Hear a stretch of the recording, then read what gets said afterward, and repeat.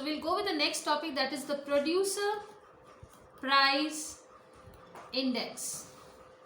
Okay, so what is PPI? So let me write it down. PPI measures the average change in the sale price of goods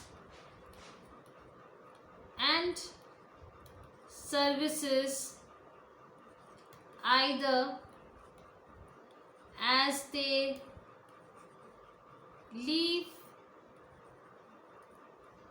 the place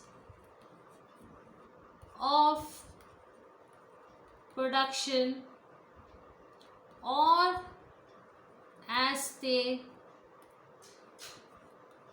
enter the place of production. So if you can see, it measures the average. So it's an average change in the sale of price of goods and services. So where either it can be in both the ways, either as they leave the place of production or they enter. So once they enter, then the average price of goods is done, or when they are leaving the place of production, that time also the PPI is done. Okay, now let me continue this. So this is the definition, either before or after any one time the PPI is calculated. Now why is this done? Okay, so let me just write down PPI. It estimates the change in the average price that the producer receives. Okay, further let me explain you. PPI measures the average change in the prices, okay, received by the producer, but it doesn't have any taxes, so you have to remember that, and it excludes any type of indirect taxes. So that is very important. So indirect taxes are also not there. So this is basically done because you have to see that how much each and every day, how much is the producer receiving and how much is the average prices is received by the producer. So that is why on how the producer is changing its prices. So that is very important, because based on that the CPI and the GDP will also reflect. So PPI is very important because average prices, how the producer receives, and how PPI measures the average change in prices, like how the producer will keep on changing. And because here only one important thing is that you have to exclude the indirect taxes. So the indirect taxes are the taxes which you cannot see and they are hidden, so that is also excluded. Or else if you include that, then again there will be a variation in the price. Okay, let me continue this. Now in the exam they will only ask you the definition, so you have to only remember the definitions, so that they can ask you one definition, they can give you CPI, PPI, GDP deflator. You have to choose which one is the right alternative. Okay, so yes, you can also remember this. Yes, another one more highlighting point of PPI, let me write down. PPI includes services also. So not only prices of the manufacturer, but it also includes the services.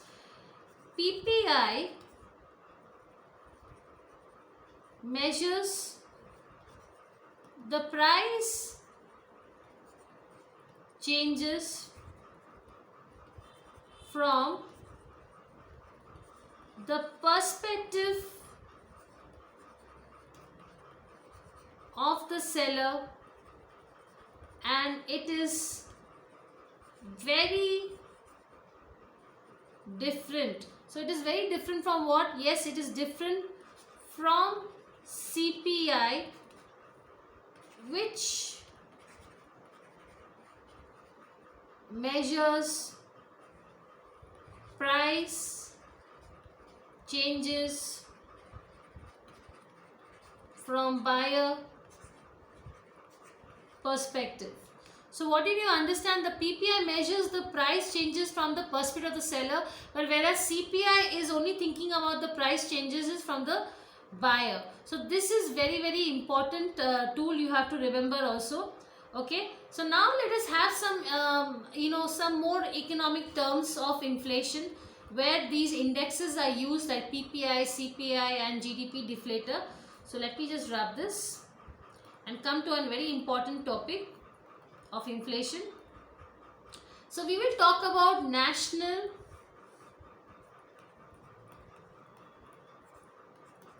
housing banks.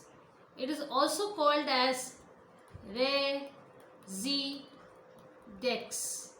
Okay. Now what is this importance of national housing bank? So let me write it down. It is India's first housing price index, which is an initiative of the National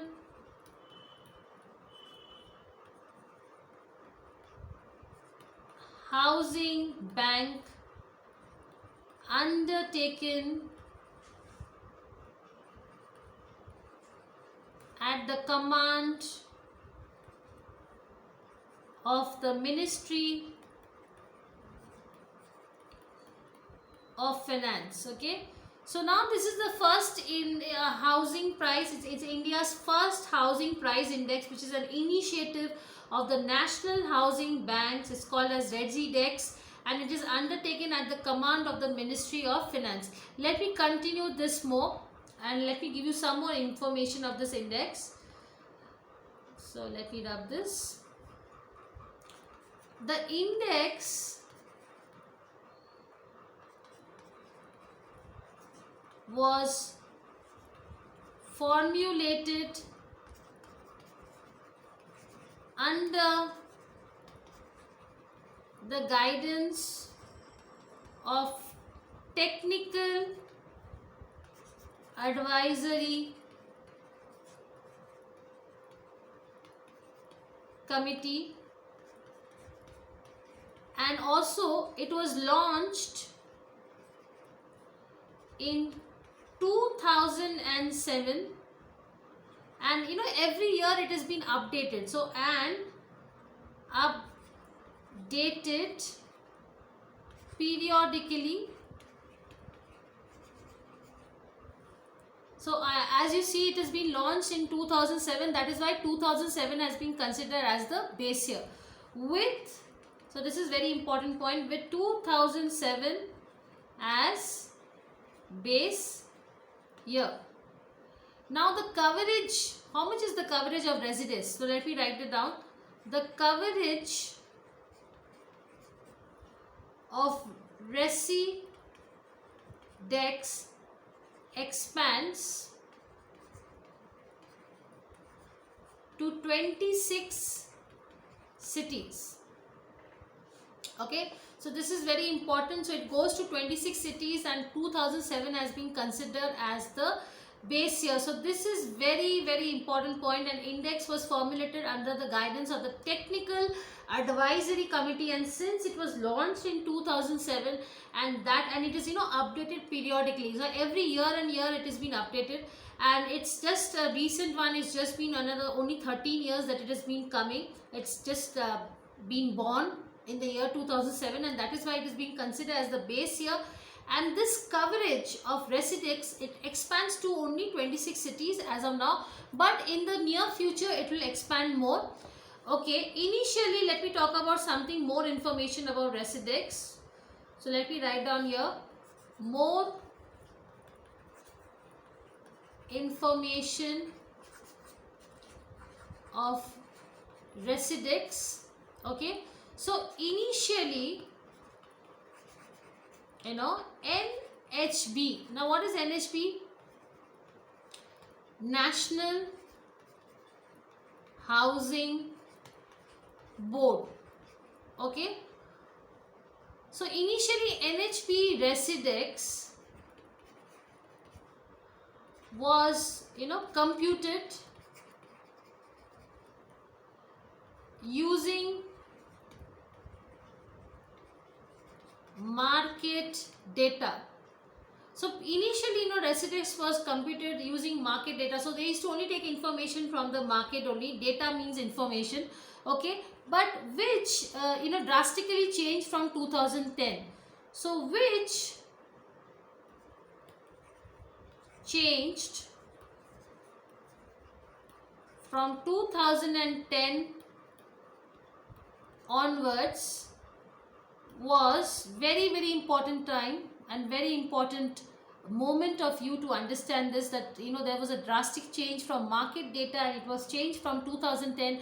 Before that they were continuing getting all the information from the market, but from 2010 onwards it was shifted to valuation data. Now what is this valuation? Now each and every valuation is being received from the bank, so they thought that is more authentic, it is more closer to perfection, and that is why they thought that why don't the banks provide us the valuation of data. So that was shifted to valuation of data. Okay, valuation of data was received